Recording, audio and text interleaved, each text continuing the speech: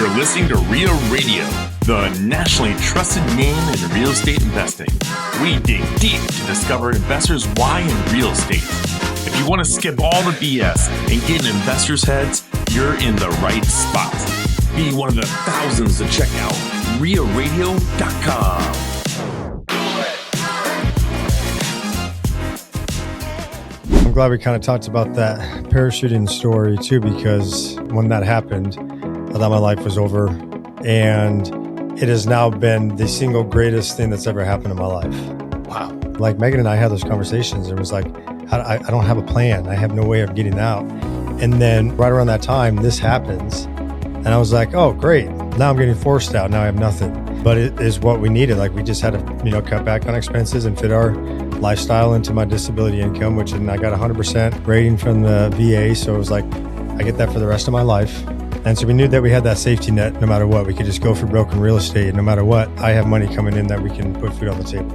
Yeah. So it gave us that ability to just fight with nothing to lose and, see what we can do. Welcome to REIA Radio, episode 298 with Jeff Ahern. Welcome to the show, man. Thanks for making the trip in from Lincoln. We appreciate you being here. Hey, I thought it'd be fun to, well, maybe not fun, but I thought we could talk a little bit about your start in the military. Like, where did you grow up originally? We don't, Ted and I were just saying we don't know a ton about you, so this is gonna be fun. We know post Megan. We don't know, beginnings. Yeah. So, I grew up in Fairbanks, Alaska. Yeah. Did not know that. Okay, yeah. That's item one. Yeah, item one. So I grew up there. I was a competitive swimmer growing up. That's, what I did. And that's pretty much it. It was school and swimming and snowboarding. And, so you're used to the cold. I was going to say cold. He's the OG cold plunger. Yeah, but I still prefer the heat. Yeah, for sure. Yeah. So I went to college, mainly just because I didn't know what was next. And I just wanted to be able to keep swimming. And, but that year that didn't have enough demand to run the boys team at the university there. So I was like, I was going to classes my first semester at college, and now I'm not swimming. And this is Alaska? Yeah. So now, and I'm not swimming, so now I'm just getting into trouble. So now, like for the first time, because swimming, I took it so seriously that it was never a problem. You're disciplined about it. Very it. disciplined, yep. No partying, no nothing. It was like I had to, like one night of partying, I'm going to be, coming third in my race instead of first or whatever. It could be all the difference. But I started partying, started drinking. Like I was like, I didn't know what I wanted to be when I grew up. So why am I going to the university if I can't even swim? I was just trying to buy myself some time. Mm-hmm.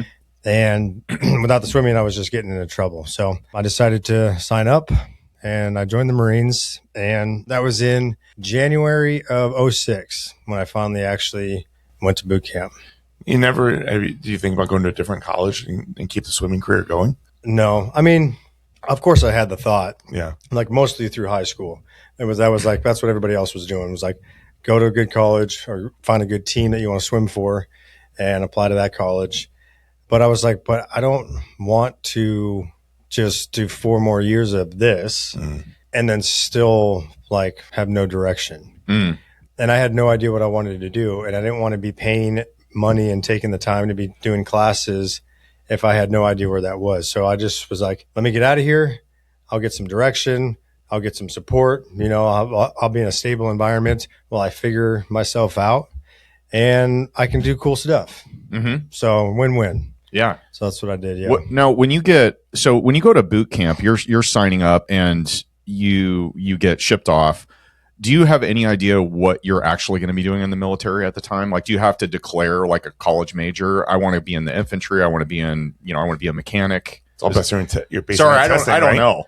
Well, I mean, so everyone has to take the ASVAB, and based on how you score, and that's it's like a vocational test. It's a lot of things. It's like SATs. It hits a broad spectrum of things, and then like you get your overall score, and then it's like broken up into like categories. Like critical thinking is like more your GT score, and you'll have a specific score for these different groups. And then certain jobs will have requirements on the ASVAB score or the GT score to be able to get in. But most people sign up picking some particular job before they come in. Mm-hmm. That's what the recruiters do. That's how they try to reel people in, find something that they're interested in and what they would want to do and get them set up for that. Some people don't. Some people just come in open contract and like get thrown wherever. But it's pretty rare. Maybe we can like take the test and just see where we would have ended up. They're like intelligence level below baseline. Yes. He's not going to be leading anyone.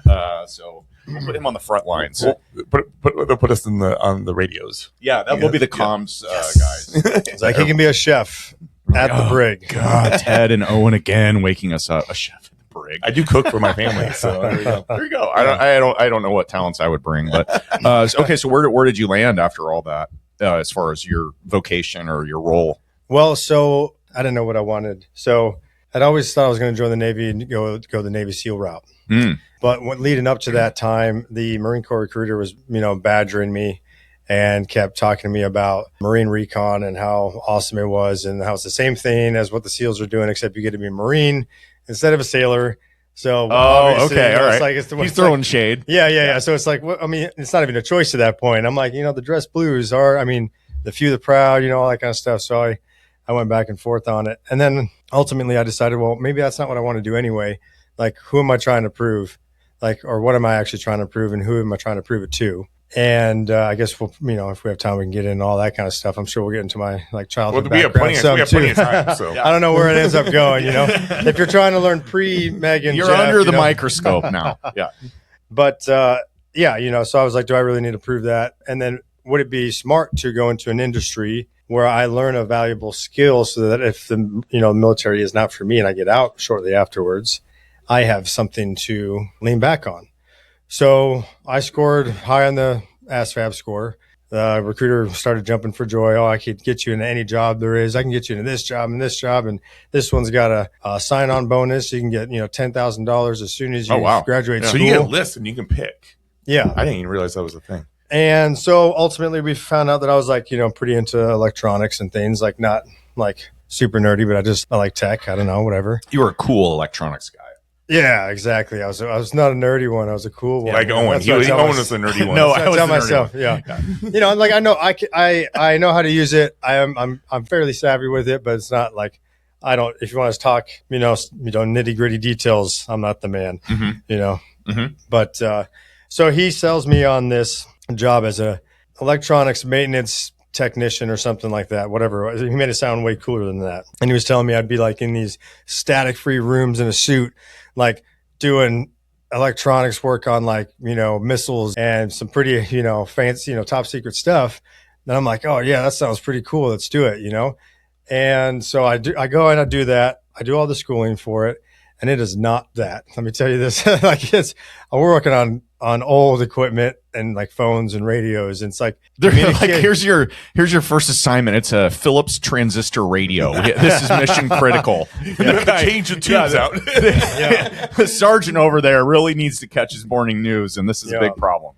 Yeah. So I spent a year going through schooling that I had already known, like 3 months into it.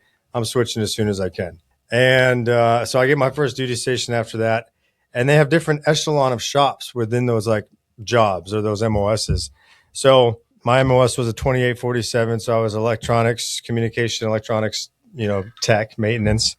But the shop that I got assigned to was not a third echelon shop. It was a second echelon shop, meaning that the whole unit brings their broken radios or, communication equipment. And we don't even get to do the fixing, even though we just learned how to do all the fixing. We just get to do the paperwork that forwards it on to the third echelon shop that gets to do the fixing. And then they bring it back to us and then we deliver it back to them. So we're just like some little middlemen doing paperwork. And I was like, I'm out of here. It's like applying to be a bartender and you get stuck being a busboy. Yeah. Kind of. So no, I was like, I'm out. So I started looking into recon and I emailed somebody there at the company and was like, hey, I know you guys do like these indocs, is what they call them. They're like indoctrinations to that you have to pass as like a physical test and some other, land nav test, whatever, physical and mental test that you have to pass before you can even be considered to go to school. And so he was like, oh yeah, so basically if your unit is willing to send you on like temporary orders called like TAD, you can come up here for 3 days. You can take the indoc. We'll run you through. If you pass, great. We'll put you in our system saying that you've passed. And that way, whenever you try to lat move over here, whenever your command is willing to let you or whatever your plan is on that, we know you're good and you can come and get a seat. If you fail, you'll know what you failed at, what you need to work on, and you can come back and try as many times as your command is willing to let you. Okay. Well, yeah, that's good. Gives you a little safety net. Yeah. So I was like, sweet, cool. So I instantly pushed that to my chain of command and was like, hey, I'd really like to do this. And they were like, oh, dude, that's awesome. Yeah, you're a stud. Like, you should totally go. And like everybody already knew I was doing that Checked anyway. out. Yeah. And they said, but you're not going anywhere for like at least 2 years. Like, you just got here to this unit like at least 2 years before you'd ever be able to execute. Transfer. You're sitting in this room with all these unambitious people. And oh yeah, and I'm like, I know, but I just want to go and I just want to be working on what I need to be working on. So I just want to go and see what it's about and have time to train in the meantime. And they're like, oh yeah, that's awesome. We love it. So I go, I do the in-dock, I pass it with flying colors. I come back, and then like a month later, we go out on this field op. So we go to Arizona, and our whole unit goes to Arizona, and we just play pretend war in Arizona on the Army Marine base there. And it was just like super boring. We're just doing everything outside now, and like, in the sand and the wind. And like 1 week into it, like the first sergeant comes walking in looking for me, and he says, hey, you got to grab all your stuff, pack it all up, and go see Sergeant Major, whatever his name was. And then you guys are driving back to San Diego. You got 3 days to be checked in the 1st Recon Battalion. Were you like, am I in trouble? I know. I was like, what? And they're like, yeah, you got orders. And I was like, well, how? And they're like, I don't know, but the CEO's pissed also. And I was like, dude, so I go flying back over there. I have just 3 days to get all my stuff packed up, check out of the entire unit, and then get to, beat feet north to Camp Pendleton. And I have no idea what happened.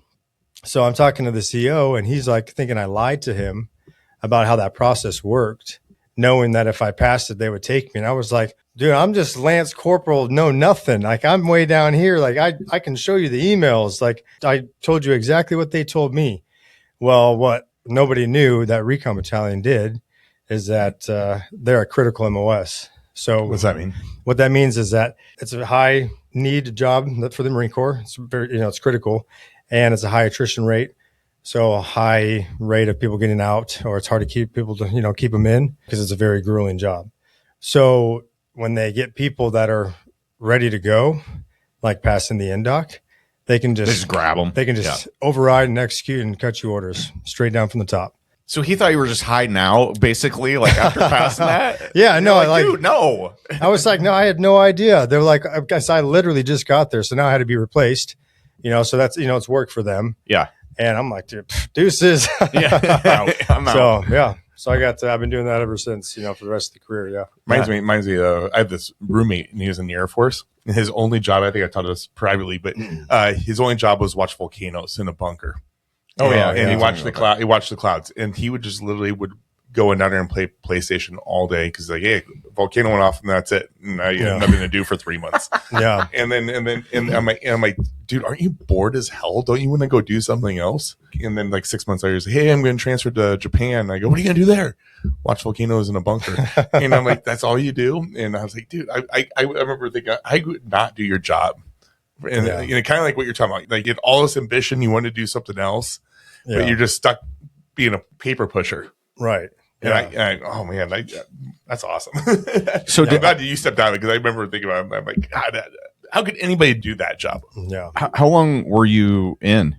12 years. 12 years. Yeah. And then what happens after that? Is 12 years a milestone? Because there's some people that stay in 20. Well, I mean, usually at 6. 12 years, you're that, over halfway to retirement, you would just finish the ride out. Yeah. And that's what I was just, planning on doing. I was burnt out. I was done. I had heavy, load of just like training and deployments and, the whole gambit. How many deployments did you go through? 4. Yeah. And then right after the 4th one, and I was already with Megan at this point, I was doing some parachute training and jacked my back up in a parachute malfunction incident. And that ended my career. So. Okay. I have to ask about this. I'm sure you've probably told this story a million times. Yeah. But what happened? So training exercise it was just training. Yeah. I mean, how many jumps had you done before this happened? Like 167. Give or take. Yeah. Okay. Got it. 167. Wow. I have my logbook, so I know the exact number, and I get asked it all the time. So yeah. Yep. Okay. So I was at 167 jumps total. So I've done one. yeah, with the dude strapped to you. Yeah. That doesn't count. Discounted. Yeah, if that's no, doesn't count. Training wheels. To me, it counted. It's like I pooped my pants on the way down. It counted. That was just going up. All right. So you're getting ready. Walk us through this. I've never had the opportunity to ask somebody this where a jump went wrong. Well, so it's kind of hard to make it make sense without explaining some things first. You know, Okay. if that makes sense. Yep. So there's basically two different types of parachute systems that the military, uses, or, just in general. There's static line, and then there's free fall parachute systems. So your recreational jumpers that you see, those are free fall parachutes. They jump out of the aircraft, they're flying around doing their thing, whatever. And then they are deploying their own parachute at a prescribed altitude.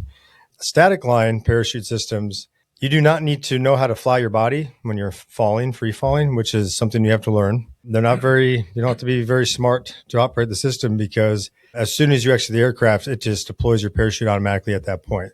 So basically the parachute's attached to this static line is what they call it. It's like a little mini parachute, right?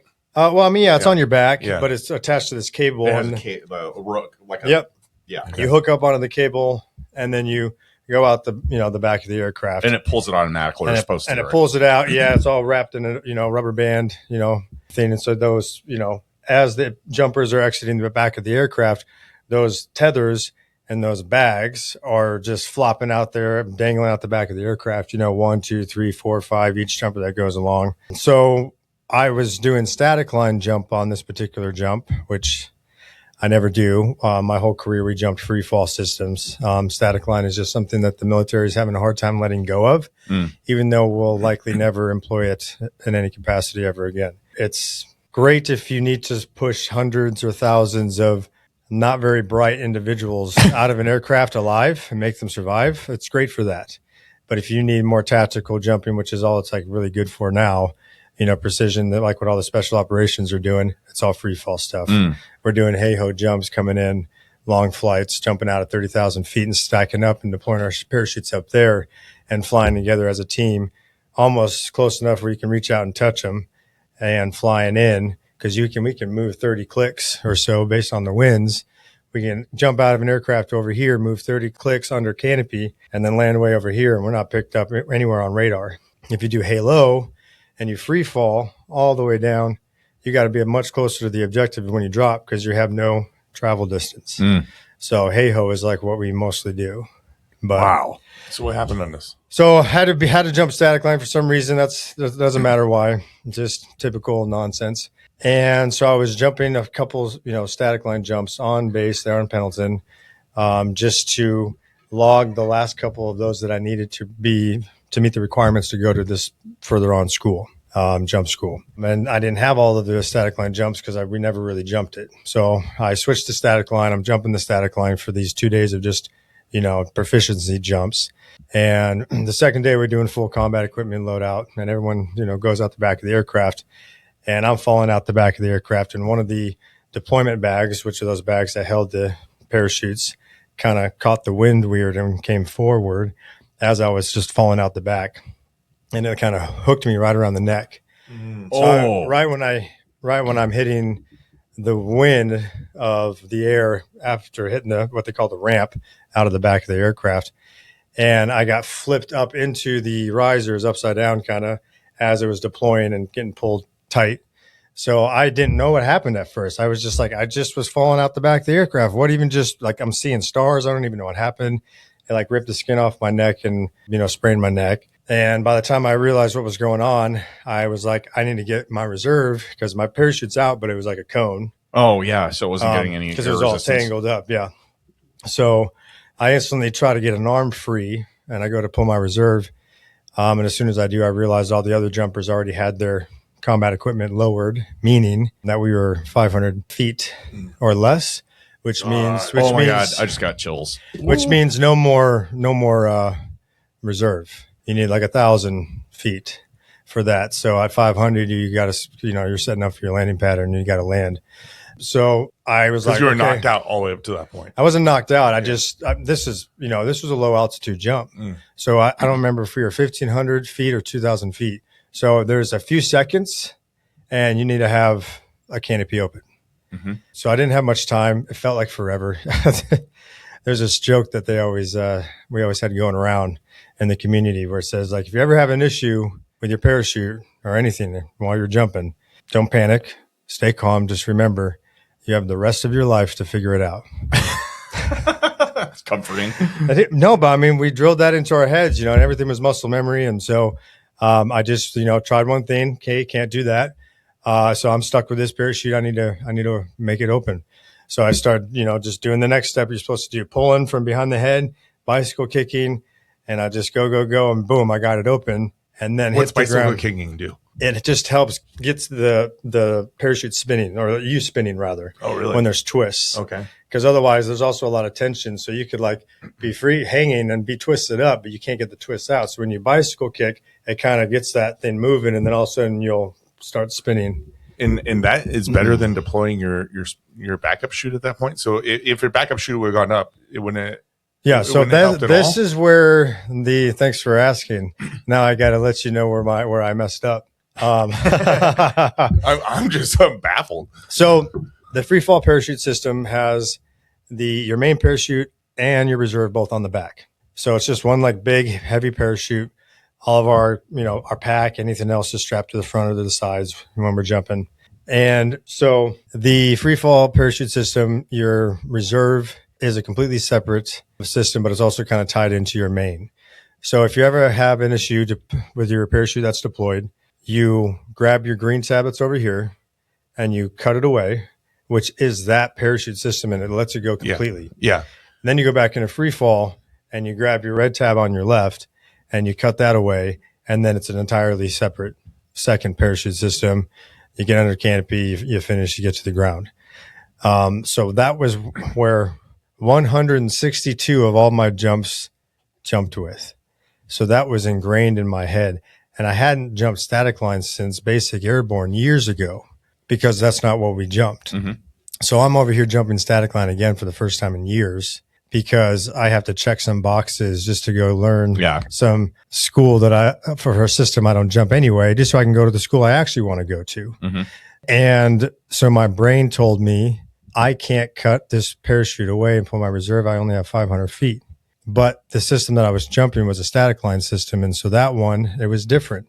You have your parachute that's on your back, and your reserve is strapped to your front. It's just clipped on there. Two separate systems. You don't cut the old one away. You just pull the reserve and get a second canopy, or maybe a half a canopy if they get tangled up. Maybe you get two halves. A little bit. Yeah, you get two halves, makes one, great, whatever. And you just kind of hope for the best on that. So I could have totally pulled it, but my brain said, nope, I was used to, my brain was going through the other system. Yep. And so I didn't, but I still got it open. I got the canopy open and I was fine. God, how hard did you hit? I don't know. I broke my helmet, but it wasn't a Kevlar. It wasn't a Kevlar, but it was I can't remember the brand, but it was one of those just lighter helmet. Tactical little helmets for just doing stuff like that. So I don't remember much after hitting the ground. I didn't go unconscious, but I did lose that little gap in my memory. Yeah. Woke up, or came to, I guess I should say, in the hospital, and like a neck sprain and all that. And they let me out pretty quickly after that. I didn't have a whole lot of pain. I thought everything was fine. You don't have any scars on your neck or anything? No. Yeah. I mean, it wasn't too deep what I did there. But they were just concerned about the neck and not my back, because I wasn't complaining about my back. And so they didn't even do any imaging or anything on that. I get released the same day or next day. Wow. And then I go back to work and it's just business as usual. Well, then I started having all these issues with my back, months down the road. And then it just kept getting worse. I started getting stuck. I wouldn't be able to move. I would be bending over to throw something in the trash can and just get totally stuck and just and extreme pain no matter where I moved, just, the nerves getting pinched or something. And so we started looking at everything and they tried to get me fixed up and they just couldn't do it. So I got medically separated after 12 years. Oof. Yeah. Man. So, okay, I mean, you look pretty damn good. You're in your best health of your life now. You know, obviously this is years and years later. Like, you know, I want to hear more of your story, but just to finalize the story with the medical, like, what did you do to be able to get your body to where you're at now? And you seem like you're past this. Yeah. So it's been quite the journey. Obviously, shortly after that, I mean, I was used to burning 5,000 calories a day. I mean, and so I could eat anything I wanted and have no issues, you know, staying fit. I get out, I can no longer stand longer than 15 minutes. I'm depressed. I just lost like my career. Don't know you know, what's next. Yeah. Like that's when Megan and I were contemplating and talking about, you know, going into real estate and going for broke on that. But that's like, that seemed scary to me. I was like, I've always had this, you know, consistent salary, and yeah, it was a lot of work, but I have all my boys and, you know, we're doing awesome stuff and get to do cool things and work hard. And, you know, I got the camaraderie and the team and no time for an exit strategy. So even though I wanted out, I had no way of coming up with a plan for that. And every time I came up on my term, it's like, hey, there's another hefty reenlistment bonus for you to do 4 more years, because, you know, we were one of 3 jobs in the entire Marine Corps that got any reenlistment bonuses at all. And I had just gotten offered my 3rd one, which was like, it was like 90,000, 80 something thousand and 70,000, like big money just to get you to stay, because it's like by that point, they've got so much money invested in us and all the schools and everything like that, that it's like, they can't afford to lose, you know, high level experienced. Yeah. You're a valuable asset at that point. Right. Yeah. And so it's, you know, they just keep dangling that carrot in front of you and you're like, oh, but I want to go this way. You're like, well, okay, tell me about it. What's your plan? I don't know. I never have time to come up with one. Well, it sounds like you don't have a plan. You're staying in, you know, and you kind of like get sucked into that leadership, like, you know, and like, are you just bailing on the guys? And so you're like, I'll just, you know, stay in. I'm at 12. I'll get retirement, you know, and then I can do whatever I want to do after that. But then the injury changed those plans. So where did you meet Megan? We met in Riverside somewhere. California. Yep. So that's where she's from. And we just met at a concert, like a festival. Oh, really? Yeah. It was called Smokeout Festival. So it was like all day long, like I think 4 or 5 stages. And it was like all the Baja California reggae bands that you can think of. Ted was probably there. Yeah. So. No, that's cool. Wow. That is quite the story. Thanks for sharing that. We had no idea. So what's the biggest thing you've done to be able to remedy all the pain and get past all that? So, yeah, I mean, we over the years have just been like really cutting back on our diet. You know, first we like cut back like any added sugars, and then we stopped doing any processed foods. And we tried a lot of things too. We did like the Whole30 diet. We did some of the other ones. I can't think of the names of them right now, but we we even went vegan for a while. My back was hurting so much afterwards that like a lot of people were telling me if I went vegan, then it would help with like the inflammation in my back. That was causing a lot of the pain. So I tried that and it did help, but not enough to make it worth all of the work that it took to be vegan. Right. Plus you have to look at people being annoyed with you saying you're vegan. Right. And we did, when we were doing that, we were in California and it was easier there. Sustainable. Yeah. When we came to Lincoln, I remember the first restaurant we went to, like Megan was like, do you have any vegan options on there? And she was like, what did you call me? And I was like, they're like, shut your mouth and eat this cheeseburger. Yeah. Okay. So Megan, who's obviously been a regular guest and co-host on the podcast here. When did you get your first tattoo together? That's a good question. The first one together? Yeah. I'm trying to think of how many we've done together. There's a lot. Okay. Well, that's fair. I would say, I think sometime around 2012 or 2013. Okay. All right. Fair enough. And several later, we see you guys look like you look like now, which is cool. Now, ripped and tatted. Yeah. Now, one question on that. So you're Megan is your wife, like we mentioned, and she's fit. You're fit. Were you guys both on? Like, is it hard to get on the same page with that? When you know what I mean? Because like I have 2 kids at home. You guys have 3, right? Right. Is that hard when kids want chicken nuggets and whatever else? And then you got to make 2 different meals and that whole thing. I mean, yeah, it's hard. And that's the sentiment that we get from a lot of people whenever they ask us kind of the same questions is like, oh man, I couldn't do that. Oh, I couldn't do that. It's like, well, what you're doing now is going to be harder later on, even worse. Like you got to choose your hard. Mm-hmm. And so we just decided, okay, no, we're going to just put our foot down. We're going to do this. And so we cut off all that stuff, all the processed food, added sugars. Only we're buying organic stuff, doing a lot of the cooking and having to like gourmet style prepare their school lunches because everything is like fresh and perishable and has to be made, and yogurt parfaits and like all this stuff. And it's been a lot of work, but we have intentionally set up our life so that we have the time to do that and invest in our kids and invest in our health. So our work schedule is a lot more balanced now. After our year in Maui, we came back and we're like, okay, this is how we're going to do things differently now.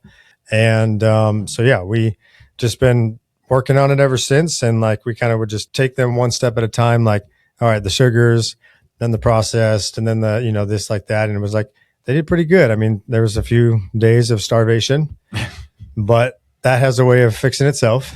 And so, they did pretty good now. And now, I mean, they'll come home from school being like, oh, so-and-so is giving out these treats, because it was their birthday, but I don't know if we were allowed to have them because they had added sugars and blah, blah. And I'm like, you guys could be sneaking this stuff and just not telling me. Yeah.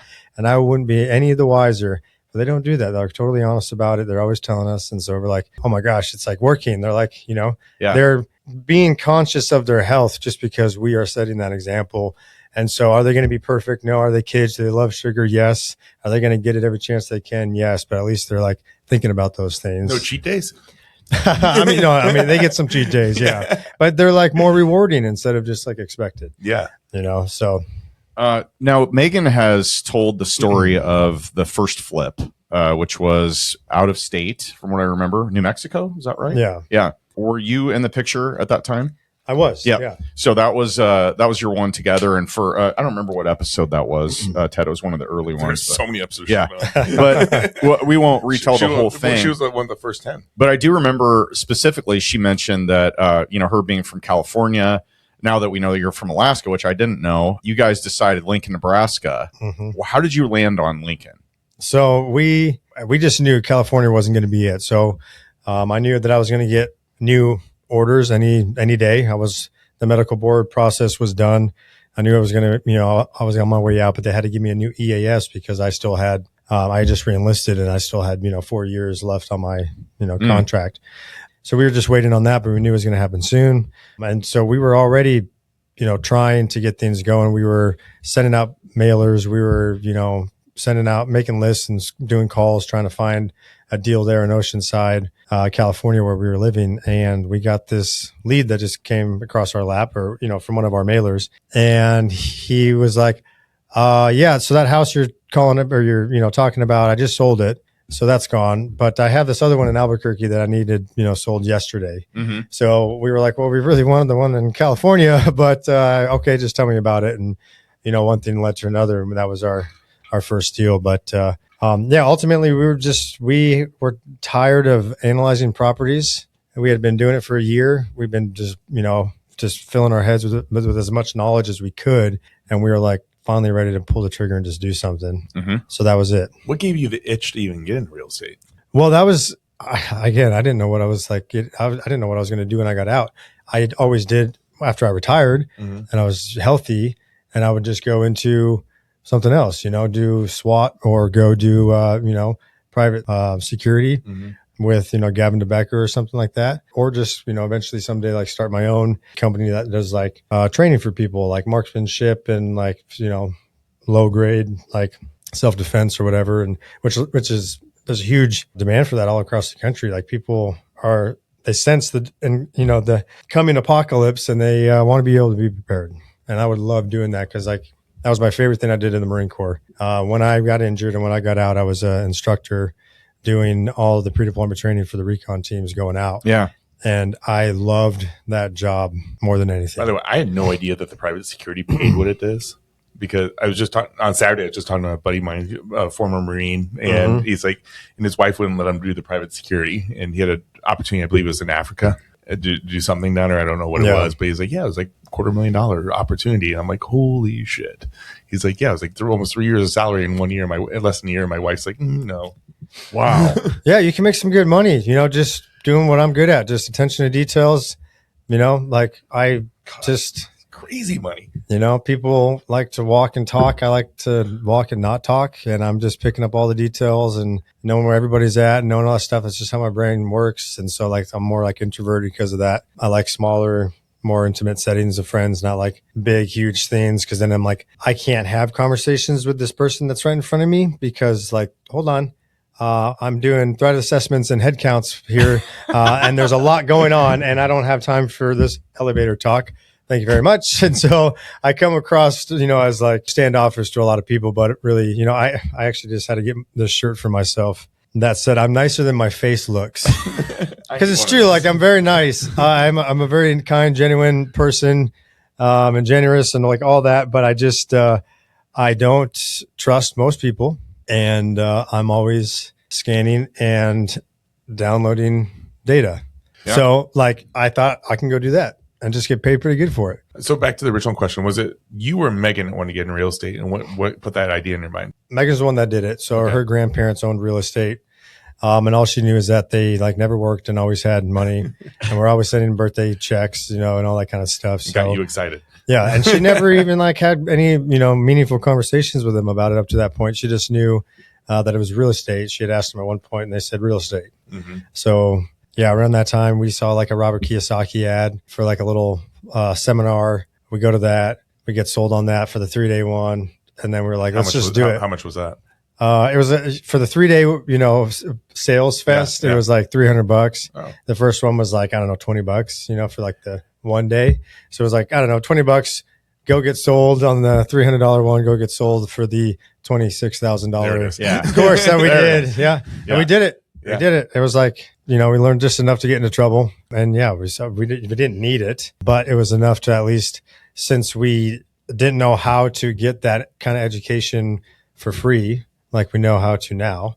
And like, you know, like the REIA here and like getting people together and like being able to learn and make those, you know, those partnerships and things more naturally is way better. But we didn't know that at the time.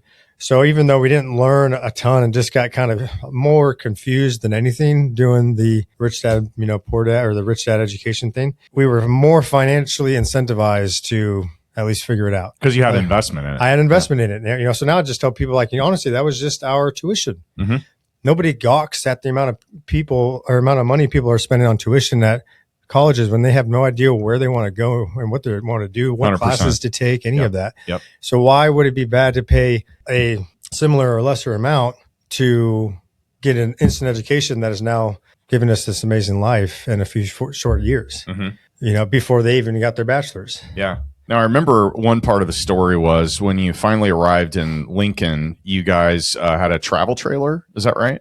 Yeah. And you pretty much camped out at your projects. What was that like? Well, I mean, it was pretty fun, honestly. Well, you're from Alaska. What was it like for Megan? Megan did. What is this fresh hell? She did well. She did well considering. Yeah, we had no way that we knew of immediately of how we were going to increase income. Mm-hmm. You know, we read Rich Dad, Poor Dad, and it was like, how do you get out of the rat race? You increase passive income or decrease expenses. Mm-hmm. I was getting out. The only thing I could use was VA disability. That was our income. That was it. That was fixed. So that can't change right now. And we're moving halfway across the country. And so we got to decrease expenses. So we like sold our house. We sold like everything we owned, sold the vehicles and bought a used, you know, F-250 and a 30-foot travel trailer and packed everything into that. And we went to Lincoln. So to like answer your question earlier too, like we didn't know where we were going. We were just looking at markets in the Midwest, trying to find, you know, a place where the numbers worked, where we could start with the limited, you know, capital we had on hand, and just make this work. Cause it was as like we were fixed income and we had a fixed a little amount to start with. And so we were like, we got to figure this out, go somewhere cheap, but somewhere safe, but you know, with the growing market, you know, schools, universities, whatever, all that stuff. So it was hard to find. And then one of our friends, Wade, do you know Wade Bartles? I know that name. I don't think I know him personally. Well, he was stationed on Pendleton. He was in the Marines around the same time I was, but we went to the same church just outside of the base there. So we met him that way, like a couple of years before, you know, I got out. And he did like 4 years and got out, and then he moved back to Lincoln, where he's from. So when he moved back, his wife became an agent and she started selling real estate. And so she called us around that time when we were like trying to figure out where are we moving to? Because we can't stay here. You can't afford it. Once I lose my income and all we have is my VA disability, and Megan, just had Harper. And so she wasn't working at the time. And Jesus, a lot of stress. Yeah. So we're like, we're out of here. But they called us and they're like, oh, Lincoln's the place. You should come check it out. So we came and visited September of 2017. Beautiful, warm, good weather. Beautiful week. Yeah, the best. Meg was like, "This is amazing. The weather's to offer. It's so great. The weather's great." Like Megan came first because I was still September, in. October, November. It can still be nice here. Yeah, I was still in, and I was like, "All right, you go and check it out." And she was like, "I love it, but I can't make this decision on my own. You have to come, check it out too." And I was like, "Oh man!" So I go into work. I'm like, "All right, hey guys, I gotta take some leave too." So I go out there, and that was the year of the eclipse. When Lincoln was the path of totality. I was in Lincoln for that. My son and I went there. So we're sitting there. I come in there. I love it. The weather's great. It tricked us. There was the 1 week of the year. 1 week. And so we're like, oh yeah, this would totally work. We love it. And then we got to see the eclipse, which I'm taking that as like as a faith-based person. You weren't by the zoo when you went and saw the eclipse, were you? Because we went to the zoo parking lot. We went to the zoo and then did the eclipse. No, we were out at somebody's house that she knew. Because if we were in the same parking lot or something, that'd been a little crazy. But I was like, okay, it's a sign. This is it. This is the place. And so we packed up, got in the trailer, and drove across the country. And we were parking it behind our first couple flips that we were doing, and just plugging it into water, plugging it into power, and then just having to pull it out and dump every now and then. And till we found a house for ourselves, and then then it became a true recreational vehicle instead of Now, did you still have it? Oh no, we actually just sold it recently. Yeah. Now when you so you decided on a place, you packed up, you moved. Were the first things that you bought flips, or did you get right into rentals, or kind of like what was the plan with how you guys were going to generate more income? The plan was for them to both be BRRRRs. Okay. So the first one. That's what we did. We birded out. We got all but I think $5,000 of our money back. Mm-hmm. And then we got to rent it up. And then we moved over to the next property. And the plan was to BRRRR that one as well. But then we kind of got a little tight on cash and we decided just to sell it. And so that became our first flip, and it did pretty well. And then ever since then, it was just a matter of what is the property? What is its potential? Run the numbers. Does it make more sense?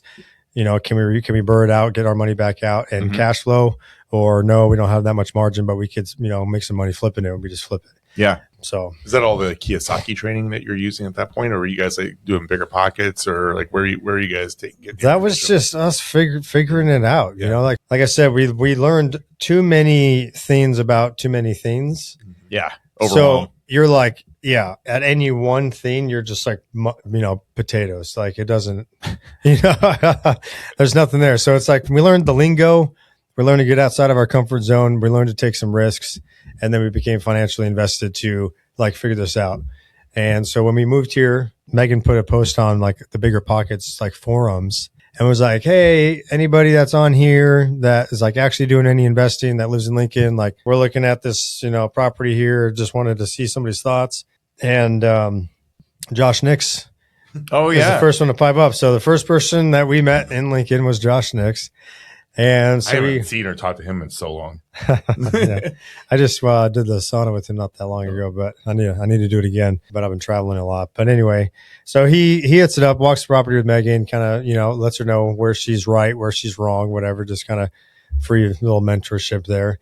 But ever since then, we kind of kicked it off with Josh, and so then he started wholesaling deals to us and lending us the money and kind of doing the hard money thing. And so we're like, oh, okay, we can keep flipping like this, even though we can't qualify and, traditional financing, and we can start building some cash so that we can do a down payment and, get the next rental. What a great find. Yeah. The very first person that replies is somebody that can finance deals, send you deals, analyze deals. And it was right when he was getting out of being the flipper in town. Yeah. And so now he's still got these leads coming in that he's just, hey, you want it?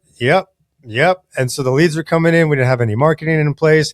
We didn't have any financing in place. And we're like, and then we just became the flippers in town, The eclipse was the sign, I think. And then Josh Nix is the second sign. So. Yeah. Everything definitely seemed to be falling into place, That's funny because we interviewed Tucker Pinion, and he contributed all of his success to Nix. Yeah, that was but you had to pay him for his services. He learned. Yeah, Josh learned a few things along the way. But that's funny. So Josh Nix, the great connector across the U.S. Yeah, I mean, so me and Josh, we were gym buddies for a number of years together. Every morning we were working out together and all that. So I got the free mentorship just by having to, go through some pain at the same time. So I do have to add some color on Josh Nix also, because so my wife, 298 episodes we've got now. The only episode that she's ever watched, only because I had it up on like my tablet or laptop or something, and Josh is a pretty good looking dude, and he's ripped. Yeah. And Jen's like, well, who's that? Who are you interviewing? And so she listened to a little bit. Guys like this all the time. I know. So I'd be hanging out at the office more often. Like, so you need lunch? Jeff's gonna take his shirt off and then pose for the and cover. then I think the next, she's like, well, who's on this week? And it's some probably like crusty old dude or whatever. And she's like, all right, I'm out. Anyway, I had to throw that in there because that is a true story. That's the only episode she's ever spent more than 1 minute watching. Josh Nix. Yeah. So, oh man, that is funny. Josh Nix, the origin story of many people. Well, he's just such a nice, genuine guy. Yeah. And he's such a connector. Exactly. And so it's like, he just brings people together, and he does it all on his own time. So maybe, recently, I guess, I don't know. Yeah. Not sure about that story there, but he was the catapult for us in the early years for sure. And even still, we still use them to this day. Mm-hmm. Yeah. I haven't had a conversation with him, like a deep conversation with him, since the podcast. I've had a couple of text messages, but that's about it. Yeah, I talk to him occasionally. Yeah. We're kind of frenemies in the hard money lending space. We exchange information, but good dude. Okay, so man, you're doing burrs, you're doing flips. Your life took kind of a crazy turn after a little bit, and you ended up landing in Maui, like of all places. How did that happen? Going back to BP, BiggerPockets, there's kind of a tie in there with that too. Like tell us that story. Yeah, I mean, so we had made contact with Brandon Turner from BiggerPockets through a Maui mastermind that Megan went to. It was the first one, right? Was that his first one? It might have been his second one. Yep, it was the second one. And I remember she saw the ad come up, and she was like, "Oh man, this would be so cool! Like, could you imagine getting into a group that isolated, with Brandon Turner, making those kind of connections and talking with those kind of people?" I was like, "Oh yeah, that'd be amazing." And I was like, "You should totally do it." And she was like, "What? No, we would, we would do it, but the kids and we don't have a babysitter and all that." I was like, "No, you should just do it because that's not me. I'm not the visionary. I don't like to sit around and kumbaya and brainstorm all day long. I go stir crazy. I need to go do something with my hands, or be alone and just not be talked at all the time. My wife gets filled up by that. Me, no, not so much." Mm-hmm. So we work well with she does that stuff. She comes home, we hash it all out. She, tells me everything. She's learned everything she's thinking. We work it all out. We come to a conclusion. Okay, we're going to take this nugget and implement it in this way. And then we take it and run with it. That could be its own podcast and its own, just the brainstorming session and how you guys come together. I mean, that has to be kind of interesting, and also has to be some back and forth going there. I'm assuming you guys don't agree on everything. No, yeah, that's the thing. So I joke around with her all the time. I'm like, you just go around taking all the credit all the time. But me, I'm Walt Disney's brother back here. No, I'm just kidding. Without me, you are nothing. No, I just have to do that so that her head doesn't get too big. Yeah. So she can still film it. It's not true, but I have to tell her these things, just to keep it. No. So what are the roles in the business? Right now, so after Maui, I guess we didn't get to that there. Yeah. So I'm jumping around. Yeah, it's kind of a big topic here, Ted. Jeez. We were already had tickets to go to Maui just for a short trip and do the BLT summit, which is Brandon Turner's Better Life Tribe Summit thing. So we were just going to go do that little conference, hang out in Maui for a little bit, and go home. And right around that time, our nanny demanded almost a raise of $10 more an hour than what she was getting, which was already higher than average and under the table. Okay. So we were like, say what? We're like, we're paying you well. And, long story short, she just thought that we were rich and thought we would just do it. Oh, and you guys are traipsing around Maui and I'm back here, Yeah, one of those things. Yeah. And so Megan was pretty fired up about it. We had to group together and kind of formulate our response and get the emotions out, and all that kind of stuff. But like when she had said that, or where we, initially before we got to give her an official response, Megan was like, what? Like $10 more an hour? Like, what makes more sense is I could just fire you and just move to Maui and just live in Maui and like save all that expense for the nanny and just use it towards the cost of living in Maui. And then like later on, she was like, that's not half a bad idea. So we started looking at our finances to be like, man, could we afford it? Like, okay, we need a furnished house. We need, this many bedrooms. Let's look into it. So we started looking into it and we're like, okay, so we're talking about like $9,000 a month just for a rental, just for the rent. Oh, and $9,000 for rent? For rent. Whoa. Yep. That's rent and utilities. Yeah. And so then everything else on top of that. So, but yeah, we were like, so if we lost the house payment, if we lost the nanny budget, if we sold off the vehicles, then yeah, we'd be making so much more money and we could do it. Mm-hmm. And as we were looking at that, we also realized that we were just at our 5-year marker when we started doing real estate. And when we had started, we had set this 5-year goal in our, in our minds where we were going to, in our books and everything was in 5 years, we wanted passive income of $10,000 a month and at a net worth of $1 million. Mm-hmm. And we were grinding that first 5 years. We were doing everything. We started the staging company. We both, I got my realtor's license, was doing that. And she was doing the realtor thing. And we're banging on all the projects, doing all the work ourselves. And I'm doing the property management. And then there's acquisitions and all of this stuff. And we're just, kids are just keep popping out of Megan for some reason. I don't know why. So it was a tough season. And so we were burnt out at that point in time. And we were like, holy cow, like, hey, last month was our 5-year mark and we updated our PFS and it was like, look at that. We literally like just broke the 1 million mark on our net worth, doing it the right way. Huge milestone too. Yeah. And our passive income was over 10K a month. And we're like, dude, we totally like did it. Like, let's go to Maui. Let's like do a year, like just like relax, refocus on our marriage, refocus on our kids. Like, cause we've been just wearing too many hats. And we can go and it'll force us to test our systems and keep everything running remotely because we did this from the beginning so that we could travel. So let's figure out how to do it while we're traveling now that we have gotten past this hurdle and this benchmark and we can see where we go from here. Yeah. So after that year, we came back to Lincoln and now we're trying to not do things that like I'm not allowed to go to Home Depot. I'm not allowed to go fix a loose doorknob. I'm not, I have to hire that out. I have to delegate it. And I got to focus on the higher dollar per hour tasks. Yeah, I know. I do. I know. I'm always like, oh, don't let me look at the red section there. The Milwaukee's calling my name. Like, is that a new tool? I don't have that one yet. She's like, stop it. You're never working on the properties anymore. I'm like, but I could. I want to. Got some downtime, honey. Yeah. Oh, that's great. So, how things like sit right now with you guys? What does it look like? You're back from, back from Maui. Was it like, did your systems hold up? Yeah, no, I mean, so we had to do, some tweaking that year in Maui. But then we ended up having our most profitable year to date while we were living in Maui, just because like we just had to use the systems and remove ourselves from a lot of that stuff. So now that we're back, we're you also had like amazing people around you.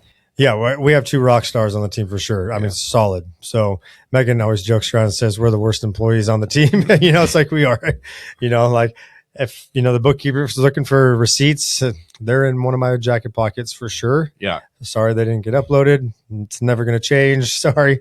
But the employees do really good. They're rock stars. Yeah. But yeah, I mean, so it's been quite the journey. Now you mentioned before we started recording that you had a friend and they probably won't listen to this, but you had a friend that hit you up because their daughter was going to school in Lincoln and was looking for a house. And you're like, oh yeah, now this means I have to be a buyer's agent. Is that, if you're a licensed agent, licensed realtor, are you, is it much better to be on the selling side than it is buyer side? It is, in my opinion. There's a lot of work, on paperwork and stuff, but it's like upfront work and you can do it on your time. Mm-hmm. So it's all on me to get all the documents made and get all the listing agreements and the MLS data and all that kind of stuff. But I can do that on my own time. I know the date it needs to list. I know when it needs to be done by. And then it's all on me. I can figure out the rest however I like to do it. Yeah. Buyers, everything that is involved with them is on their time. Mm-hmm. So they call the phone, oh, this just hit the market, or, oh, hey, this one's on the market and we just got off work and we want to go see it right now because we're worried about it going fast. And it's always at night or on the weekends. And it's always night or the weekends, which is my time with my kids. And after the amount of time that we were working the first 5 years, I was like, I'm going to be here for my kids when they're home and not be trying to work. So I don't work with buyers except for like personal referrals or people that I know, personally. And then, I'll work with them on that point, but I always hate it. Yeah. Like I love helping them out, but I'm always like kicking myself. Like, well, yeah, because you just settle in to watch the football game or whatever on Saturday or hang out with whatever you're doing. And then can we go see this thing at 2 o'clock? Yeah. Yeah. It's everything just I take on one client at a time. That's my rule now. Yeah. And exactly. And I always tell them I can't take on more. And I give almost all my listing leads to my mom. I'll take on one buyer lead. And I'm just like, and I got the one right now. He's like a high school buddy. And, it's been pretty easy, not gonna lie. But it's like, time that they're available is on weekends. Yeah. And I'm coaching sports and whatnot. And it's just not always. Yeah. It doesn't work. It's impossible. It's hard. But at least, they understand that and they'll work with me. But I'm always like, hey, you know what? You can go with somebody else, but I can see things that they can't see, especially if they want to buy a house that's a fixer-upper. Yeah. They're looking for one of those. And your traditional agent is just like, oh, you should just go buy that. They have no insight, no ideas. Hey, Jeff, one thing I wanted to ask you before we kind of get into our last segments of the show here. You spent quite a bit of time in the military and obviously a lot of people that you were enlisted with. Do you find that being in a very structured environment where you get orders and you can't question them, you basically are trained to kind of like do as you're told? Is it hard to adjust to be an entrepreneur when you have to come up with all the stuff to do? Do you find that other, people that you've been in with have struggled with that? Yeah, I think that's, in some way, most veterans struggle with that in some way or the other, wherever they fall on that spectrum. I think everybody does. Like I certainly did. Like that was the hardest part is like, I had been in the military long enough to know that I was done working for the man. Yep. And I've just always had that kind of free spirit anyway. So it's like, same with Megan. So we were like, entrepreneurship is the way to go. But it did terrify me because I was so used to just never having to think about that. I just like, I'm doing exactly what I'm told. I'm delegating what orders I need to delegate down. I know exactly what my role and purpose is within the team, within this platoon, within the battalion.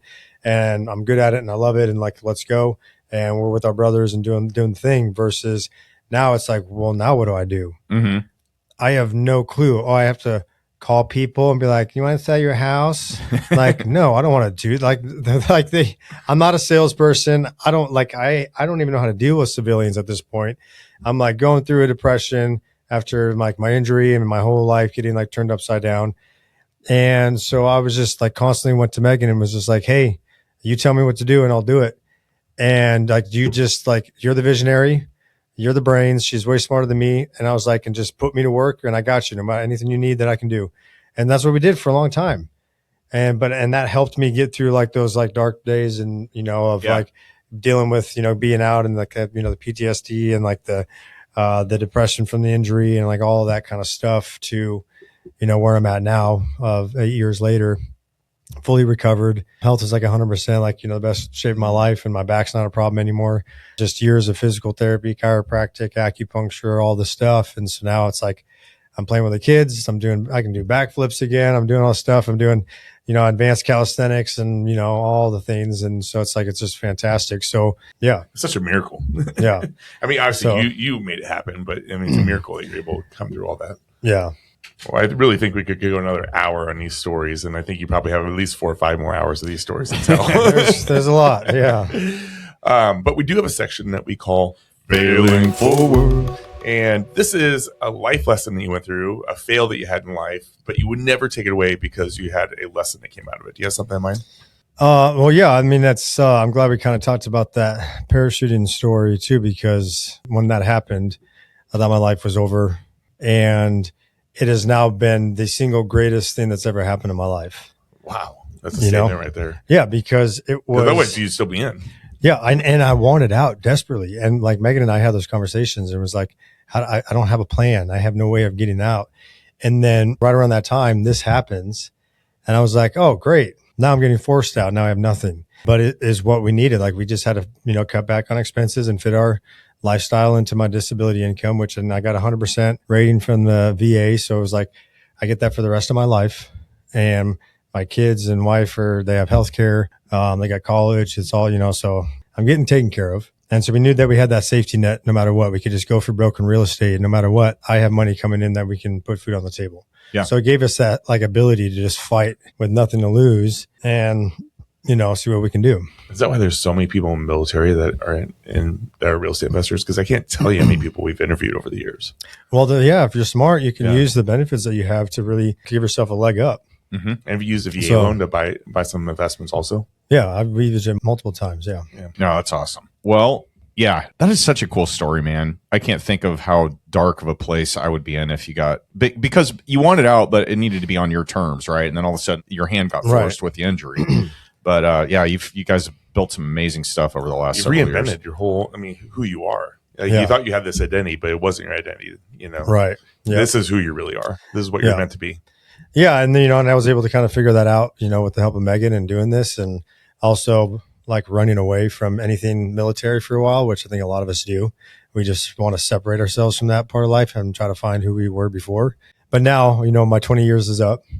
If I had stayed in, I'd be out, retired. So all my buddies that stayed in are like all retired right now, or just retired or retired next month. And I'm getting the feels, and I'm missing the boys, and I'm like, wanting to, go back and, hang out with some of these guys again and go to one of the, every March 21st, there's, my MOS was 0321, which is recon. So March 21st is 0321 day, and they always have this big get together, usually in San Diego, and all the guys. Cool.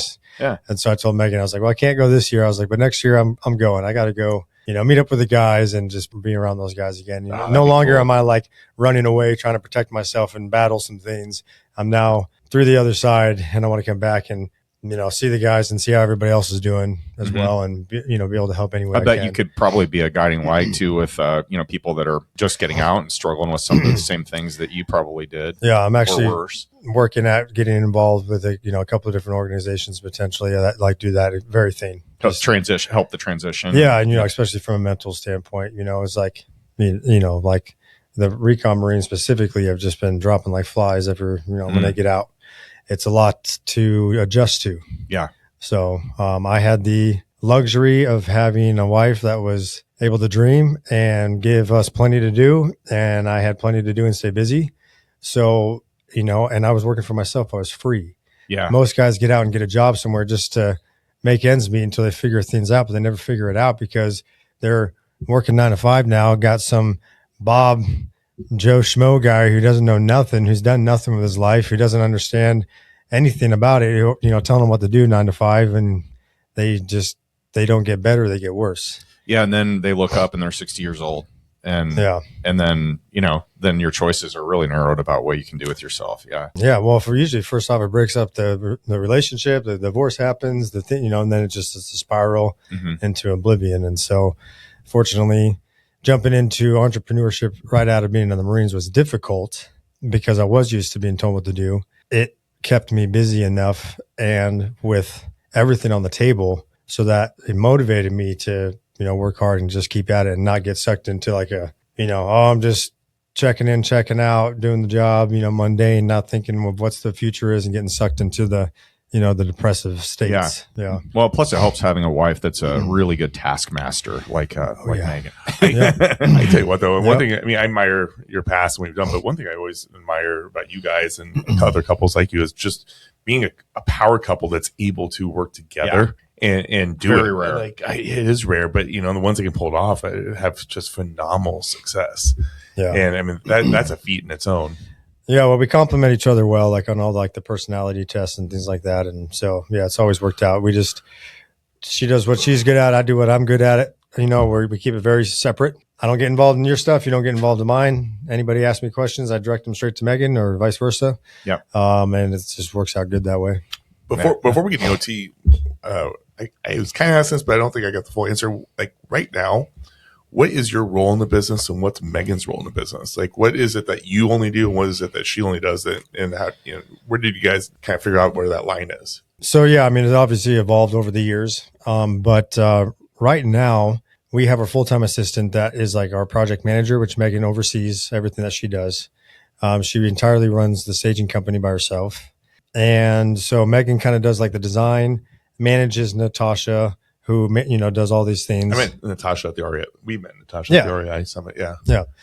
And then we have our full-time VA that does like all of our administrative, admin stuff. And she helps me with like my property management. So she does all my leases, does everything on Rent Ready and Airbnb for our midterm rentals, helps me out with my transaction coordination for the realtor stuff. So she does all kinds of stuff. So I just oversee the property management. We both kind of like oversee the acquisition side. We have somebody like doing calls for us, working our CRM. And, but we're not paying them. They're just getting closed if we end up, closing something like that. And so, yeah, Megan has, it's been recently, we've been phasing ourselves like almost completely out of everything so that we can just focus on what's next and focus on just managing all of that. But like you said, we have some rock stars and, they pretty much handle everything. So Megan is, she is really good at helping companies grow and scale. So she's been doing that. Like recently, she was just doing that for a company. And so now she's kind of transitioning into what's next for that. She loves it. She's really good at it. And I got some ideas to do some things in the future here that we're still talking about. But yeah, we're going to kind of be able to phase ourselves out of doing so many flips and being so active in real estate and leaning more on the passive income side and then doing something else that we're passionate about. So What's your guys' portfolio look like now then? We have 40 doors. Wow. Yeah. You guys are busy. And then mostly single families or getting some small multis? I know you have that one conversion. Seven Plex from hell. Yeah, which is 2 triplexes and a single family on one lot. So all of our properties are 4 units or less. So, okay. Yeah. Gotcha. And are you still flipping quite a bit? We are now. We have a whole lot of stuff that's like done or in the pipeline right now. So we've been going hard all winter long. Like we did 40 last year. 40 flips. Yeah. That's a lot. Yeah. But we didn't necessarily make double the money, so Right. it's like, we want to scale back and get better deals. Do you think that's the state of the market though? Or, do you feel that that's changing? I feel like things are getting better here as of like a week or 2 ago. Yeah. Yeah. It's starting to pick up. I got a lot of stuff, pending recently, and it's like about time, man. It's been slow change winter. of season in this part of this market is a huge deal with the deals. Yeah, for sure. Well, what do you think, Teddy? Should we get into the OT with Owen and Ted? All right, Jeff, we alluded to these earlier. Curious what your thoughts are on this. So we got some questions we're going to throw at you. First one being, if you were going to write a book, what would it be about? Or if you had a title picked out, what might that be? Good question. I don't know exactly yet. It's funny because anybody that I've talked to that knows like my whole story, like all the stories, they always tell me that I should write a book. Mm-hmm. And I've been told that countless times. I don't even know. And like the thought of it, I'm like, gross. I don't want to do that, But, now with AI and everything like that, it'd be super easy. Ghostwriters. Yeah. Mm-hmm. So I always feel like it would be like some sort of like an autobiography, but really lean in heavily on all of the stories of overcoming adversity and being able to still end up where I am today, giving my starting point and all of the struggles along the way. Yeah. And so, it'd be called something like, I don't know, like Perseverance, or I have thought about like Invictus, which is, Latin for like, unconquerable, unbreakable, something like that. But, something along those lines. Well, we us three would buy it, so you'd for sure get guaranteed sales there. 3 publishing. That should be good enough. Yeah, it's your podcast. You can interview anyone in the world today. It doesn't have to be real estate related. Who is it? And if you get one question answered, what would you ask? That's a tough one. There's a lot of interesting people out there. I guess I would say Elon Musk. And one of my many questions would be, can I have a seat next to yours when we go to Mars? Oh. Like, let me get on that first flight. Yeah. You're like, as long as there isn't a parachute involved, I'm your guy. Well, it's funny. Like I think it was like the year of or the year after I got out, they formally started the Space Force. And I was like, get out. Like, I love space. I have like the whole solar system tattooed down my spine. Oh, like, really? And so like, that's about as nerdy as I get, but like, I just have always been fascinated by the universe and space. And it's always been like the anchor of my faith, just being able to, even when I doubt, I can see it in creation all around, like that this didn't happen by accident. And so that's always kind of been my anchor point. But I was like, I could just, join the Space Force. And they're like, you're broken. Like you're getting medically retired. I was like, no, but there's no gravity. So it's like back won't hurt. 0 G's. It'll be fine. They're like, that's not how it works. I'm like, come on.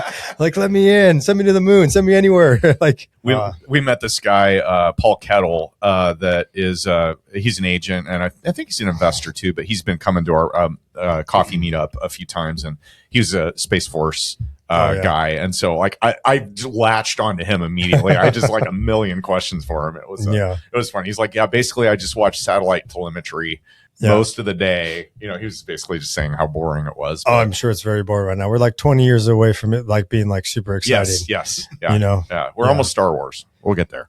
All right. Okay. Sad times. Like, then we'll be like Ender's Game status. Exactly. That's right. When you said that, I immediately. That's where my brain goes. You're like, get me out there, Yeah, you're just training a bunch of militant 12-year-olds. I think it'd be more Star Trek than Star Wars. Or like, have you read the book series Red Rising? Yes, I have. Oh yeah. Like just yes. Yeah. That is a great Shoot me out of series. spacecraft and let me land. Just all kinds of crazy stuff. Yeah. We should exchange some book. I'm big into that kind of stuff too. Nice. All right. Okay. End of the road for you, Jeff. You lived a long life, and it's at your funeral. Based on what you know right now, who do you think's going to pick up the mic and send you off to the great beyond in the stars? It's a good question. Everybody would want to, I'd love to say my wife, but I'm going to assume that she's going to be so overcome with grief that she won't be able to say a word. But I'm just kidding. No, she'd be able to handle it. She's been waiting for this moment a long time. No, I'm just kidding.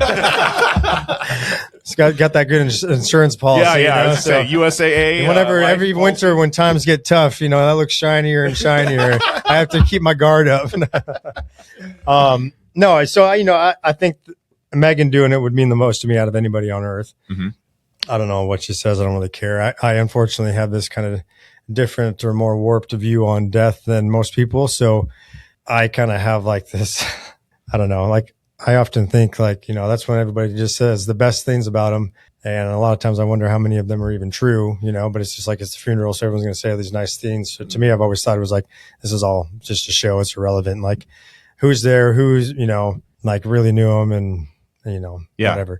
So anyway, I don't know. I don't know what you would say. I don't care. We have talked about what we want to do with our bodies after death. And I do have a very specific Okay. plan. Well, all right. I'm in on this. What do you got? Are you going to be attached to a tree or something like that? So what I did in a lot of years as a Force Recon Marine was like counter piracy stuff. So we did a lot of VBSS training, visit, board, search, and seizure. And that was like the last deployment I did. And so that was like, I love being at sea. I love being out on the ocean. I love being in the ocean. You could have been in the Navy. I know. I should have. Like, I don't have any regrets on any of the decisions I made, but yes, but I was in the ocean plenty of my job. We were always out there. So that worked out great. But the last deployment was on a ship. And so like every morning, I would go up there and watch the sunrise and just like the most peaceful, most serene. And every night, all the stars I've never seen before. And I just loved being out at sea. And so I told my wife, I said, I don't want to be buried in the ground and I don't want to get cremated and just like in a jar or like ashes just blown away to anywhere. I want you to dress me up like a pirate. And my coffin is going to look like a treasure chest. And you are going to go somewhere and throw my body overboard. And there's going to be a lock on there. And it's going to be somewhere nearish, a reef or something where, divers are, I'm going to be discovered and someone's going to think that they struck gold and it's just my dead body inside. The dread pirate Ahern. Yep. And I'm just, yep. So, and like I was a competitive swimmer growing up the whole time in the recon community. I was like, my code name, my call sign was Poseidon because I was like better in the water than anybody. I was like, I was a fish background. Yeah. I was more comfortable in the water than on land. And so like, I was like the water god, so it just was like, so one thing Man, I never had a cool nickname like that. My whole sleeve here is like, it's kind of like all of that, like a pirate ship with the 1st Recon Battalion flag. And then, Poseidon is sitting there. You did cover up all the tattoos today. Sorry, I'm not the tatty investor, so it's not marketing for me. It's branding. They have a plan. You can't write off your tattoos, is what you're saying. No, she can. I guess if money wasn't a thing, put me in a capsule, freeze me, and shoot me up in space. Oh yeah, it lets you drift forever until you get just destroyed by a meteor. Or, there you go. Or that's pretty cool though. Maybe go far enough, maybe somebody will find me. I might have to change it. Maybe I'm revivable. But I have always by another group. Yeah, maybe. Oh, that's the long-term play. Yeah. I don't know. I just feel like I belong at the bottom of Davy Jones' locker, So, yeah. You got my mind twisted on that one. So, did you hear about the ones where people are getting attached to roots of trees and then they get planted underneath the tree, and then your body's nutrition yes. I have heard that. Yeah. They mix in the ashes with like the no, your actual body. What is they take the tree roots, and they have those fabric bags, and you're put in right underneath the roots, and your nutrition helps the tree grow, and then your DNA becomes part of the tree. I could see that tree withering and dying with the nutrition I would provide, but go underneath the big put underneath the big old redwood, and man, imagine that, be there forever. Okay, I know. It's my turn. Yeah, tangent. Think about the mentor that you've had in your life that has had the biggest impact on you. Who is it? And if you could speak to them directly right now, what would you say? Well, I know it's going to sound pretty cliche, but Megan has been There's only been probably one other person ever mentioned her spouse, just so you know. Oh, okay. Well, it'd be her because, like I said, our relationship was very different after I got out of the Marines. It was one way. She worked. I worked. I was in a job that I loved and was really good at and was passionate about. And the time that we got together, we were enjoying it and everything was great. And then when I got out, I had lost my identity entirely. And then Megan found her calling in this, and she's an incredible businesswoman and entrepreneur. And this is where she's made to be. For me, I have a lot of skills where I can employ them and be useful. But I don't really, it doesn't fill me up doing real estate. I'm not I don't like to spend, stay up late around the campfire talking about business dealings and optimization till midnight. It's I want to talk about other things and chill and relax. And so we're different in that matter. So she's just always been there to keep me moving along in my darkest days, dealing with PTSD and getting out, telling me what to do so I could just do it, and Mm-hmm. leading, really taking the leadership role, and I'm, ashamed to admit it, but she knew what you needed. Yeah. And I told her this is what I need. I just need your help. And I will get through this. I will find a way. I'll never give up. But right now, I just, I needed help. And that time she was making 3 babies. And so we were both dealing with a lot. And, so she's just always been there, supported me, mentoring me on putting myself out there, networking more, making those connections and things like that, which was, my default to not do. Podcasting. Yep. Look at that. It's working. But she's, she makes me better every day and always has. Otherwise, I could have been a statistic like a lot of us because if I didn't have somebody like her. Yeah. Well, we're glad you're here, man. Yeah. She's been a great mentor for this podcast. Yep. Honestly, a big part of our success has been because of her. Yeah. So very true. That's great. And I love that you said that. So, yeah. All right, Jeff. Well, last question for you. Do you have anything you guys are looking for right now as far as in business or life where somebody catching this might be able to connect you with them? Any employees or deals or anything like that? Well, I guess the only thing I would say is really right now, Megan's looking for her next step. If anybody's got a small, company or business or course, specifically real estate related, she can help optimize that and take it to the moon. She's got experience doing that. She's looking for something like that, like a salary type position, maybe some equity or something, and just be able to take something that's small that has a lot of potential and just giving it the tools and the structure and the resources to scale and become something great. So if anybody's got something like that or knows of anything, reach out to Megan, the Tatty Investor on Instagram. Yeah, but that's really it. Other than that, we're just trying to finish up our projects right now. And we're kind of being slow at buying projects because we just keep buying too many. You went through the onslaught of winter time. Yeah. Yeah. So we're trying to just get everything wrapped up and done and then kind of see where the dust settles on stuff and then do more with less. Yeah. How many flips do you think you'll do this year? Hopefully much less than 40. Yeah, that's the plan. Yeah. Yeah. We want to definitely kind of phase out of flipping as soon as we can. So yeah, we got a pretty decent portfolio that can perform on its own. We just have to get, caught up on all the projects. So yeah. Love it. Well, hey, thank you for coming in, man. We really appreciate it. I know this isn't necessarily your jam, but I'm so thankful that we got to hear your story. Not his jam, but he's been on national podcasts. Yes. Yeah. By the way, for those of you interested in more of Jeff's story, he has been on the Better Life podcast hosted by Brandon Turner, and Military to Millionaire, correct? And then a handful of others. He's done a bunch of them. He doesn't remember them all. But Jeff Ahern. So if you liked what you heard today, make sure and give those a listen as well. Ted, you want to get us out of here? Oh man, you are our last podcast of the before we hit the episode 300. This is a big number for us. So we appreciate it. Appreciate you being on. Appreciate your friendship over the years. It's been great to get to know you. And your wife has been an inspiration for us and really helped guide us with this podcast. So your family has just been a big part. So we appreciate you. Appreciate what you've done for this country. And thanks for being a friend. Yeah, well, thank you. Thanks for having me. And you guys have been great to get to know over the years as well. It's been fun. It's just like finding good people to do life with. It is, for sure. And with that, Owen Dashner, we say this out. On behalf of REIA Radio, Aiden Bear, and Ted Kaasch, I'm Owen Dashner, and you've been listening to Jeff, the undefeated arm wrestling champion of the Omaha REIA, Ahern. I forgot about Signing off.